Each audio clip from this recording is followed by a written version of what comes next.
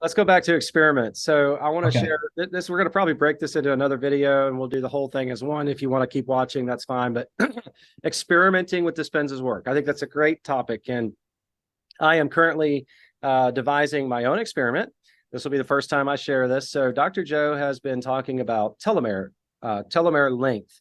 And I'm not an expert by no means, definitely not a doctor, but based on my limited research and listening to what Dispenza has talked about, telomere length is a biological age marker. And there are a lot of different tests out there that have been done, I guess, over time. And so they have a certain average telomere length associated with your age group. And so if your telomeres are equal to that, then your biological age matches your actual calendar age. But if it's longer, then your biological age is younger than your actual calendar age. If your telomeres are shorter, then your biological age is older than your calendar years. And so obviously you want longer rather than shorter telomeres. Dr. Joe talks about scientific research that suggests you can increase your telomere length just through meditation. I'm a little bit, upset we didn't get to this point sooner when I started the meditation in the very beginning for a true baseline. But I actually have a telomere test kit coming to me in the mail, and I should receive it in the next day or two. We'll go get the blood draw, send it off to the third-party laboratory to do the testing. We'll get the results in about 3 weeks. We're doing this blood draw before we go to the Florida, Orlando 7-day retreat.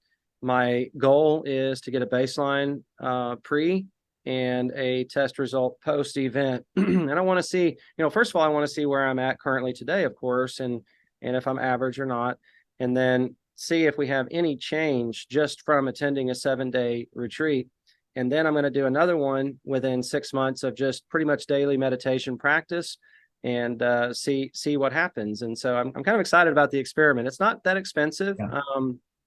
It appears to be about $400 per test, and that includes the test fee for the kit, and then the blood draw to have it done, and all the testing. So not a huge expense by any means, and I think it's just going to be really cool to have some more scientific data that we can report on how this meditation practice assists our physiological and biological changes. So the other day you talked about vibrational frequency. You mentioned the universe is, I'm going to say it my way, and then I want you to say it your way. The universe is kind of waiting to give us things that we may intend to get, think we're ready for. The universe is waiting because we're truly not ready. It has a lot to do with vibrational energy. It has a lot to do with experiences in our life. I talked about patience and impatience.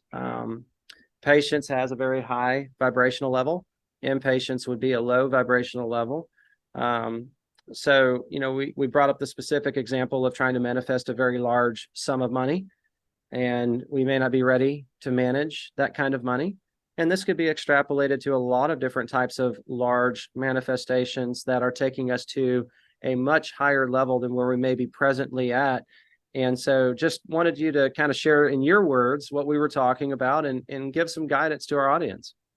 Okay. So, when I look at and this is my experience. This is also from Dr. Joe's work and other books, other books that I've read. But when I want to generate abundance, right? And I have to act as if I am abundant right now. And if I have any limiting beliefs around that, then I'm basically saying that I am not abundant. So and there I feel like there's different spectrums of that, how that goes. If I'm abundant, would I try to get a would I try to get a better deal on something if I was abundant? Well, probably not, because I'm abundant and I would just pay whatever it asked. If I would behave as if this also, this also applies to, health. If I'm trying to overcome a major sickness, I have to act as if I am. Now, sometimes I believe that for us to come into alignment with that reality, some of the time that it takes to get there is basically creating my vibrational match to that.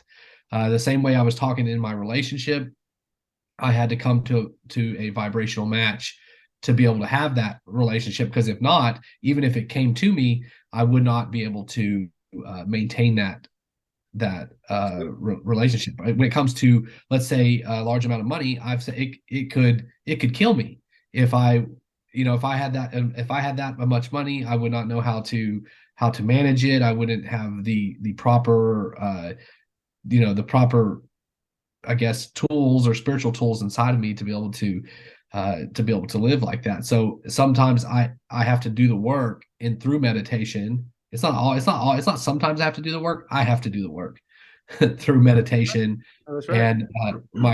And and then I keep getting new experiences. Like, even when I wanted, let's say, something like patience.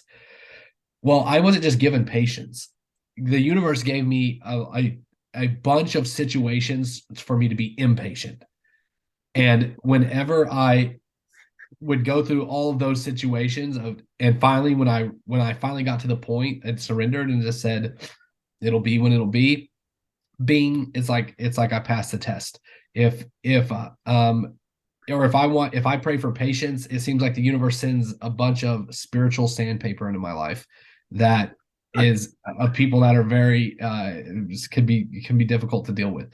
If I want strength, if I want strength from the universe, well, what do you think the universe is going to give me? It's going to give me some hardening situations that are going to be difficult. And that's and when you can see it from that perception that everything is good, and you keep your energy, if you can stay in coherence during those, then you grow through that situation, you learn, and then you can go, and then I feel that then I reach kind of new heights So in my own you've heard life. you've heard the parable about the the fruit tree, and you got Yes. two different gardeners, two different trees, and one gardener props up and supports all the branches when the fruit is hanging on them, and the branches are going low, he props them up.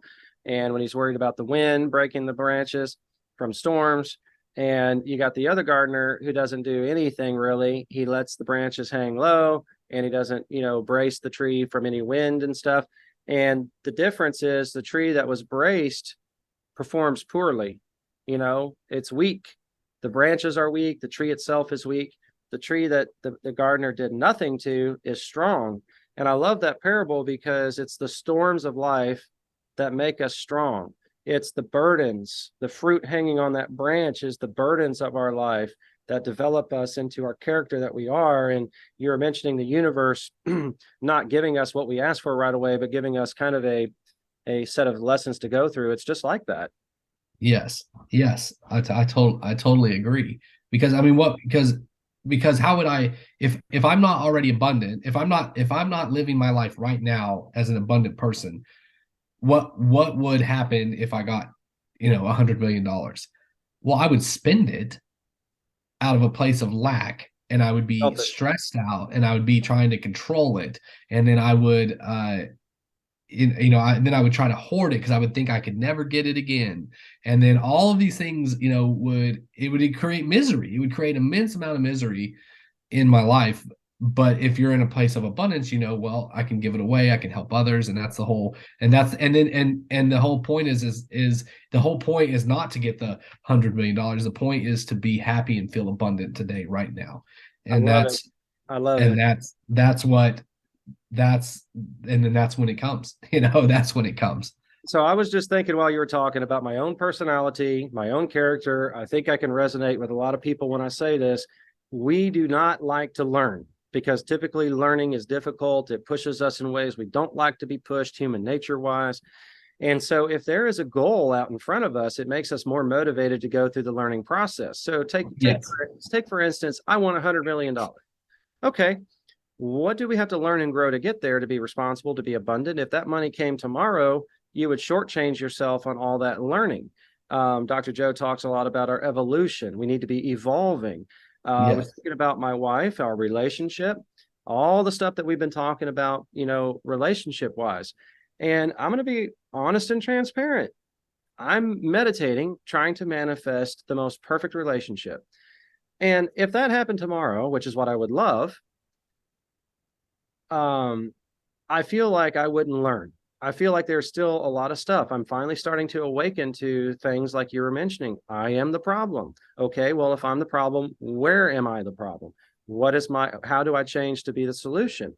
And so if tomorrow the universe gave me my intentions, my manifestation, there would probably be a part of me that says, screw it, I don't need to do this anymore, and just kind of revert back into my old ways.